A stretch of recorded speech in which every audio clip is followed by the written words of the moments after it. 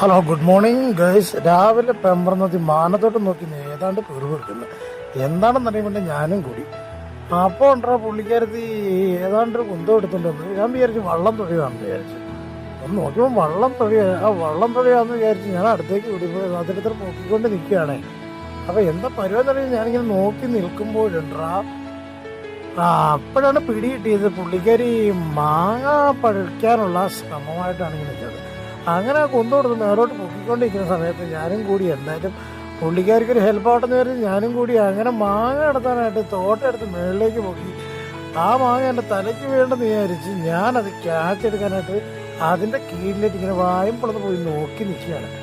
അങ്ങനെ മാങ്ങ അങ്ങനെ പറിച്ചിട്ടപ്പോഴത്തേനും ഞാനതിങ്ങനെ ഐശ്വര്യപൂർണ്ണമായിട്ട് ക്യാച്ച് അങ്ങോട്ട് എടുത്തിട്ട് അതും കൊണ്ട് ഞാൻ പെമ്പറന്നതിലായി കൊടുത്തു.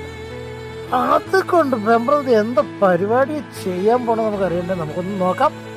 അപ്പോൾ എല്ലാവരും വീഡിയോയിലേക്ക് നോക്കി നിൽക്കുക.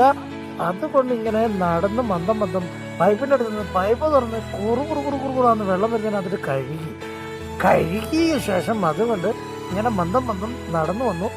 പീച്ചാത്തി എടുത്തൊരു ഒറ്റയ്ക്ക് അതിലേക്ക് നമ്മൾ ഈ പൂളി വെച്ചേക്കുന്ന മാങ്ങ ഒരു പീസ് എടുത്ത് ആ മുളക് പൊടിയിലേക്ക് മുക്കി വായിക്കാത്തത് വെച്ച് എന്താ ടേസ്റ്റ്. ഈ ചൂടത്ത് ഒരു കഷ്ണം ചവച്ച് ഇച്ചിരി പച്ചവെള്ളം കൂടെ കുടിക്കുമ്പോൾ സൂപ്പറായിരിക്കും. ഇതാണ് ഇന്നത്തെ വീഡിയോ.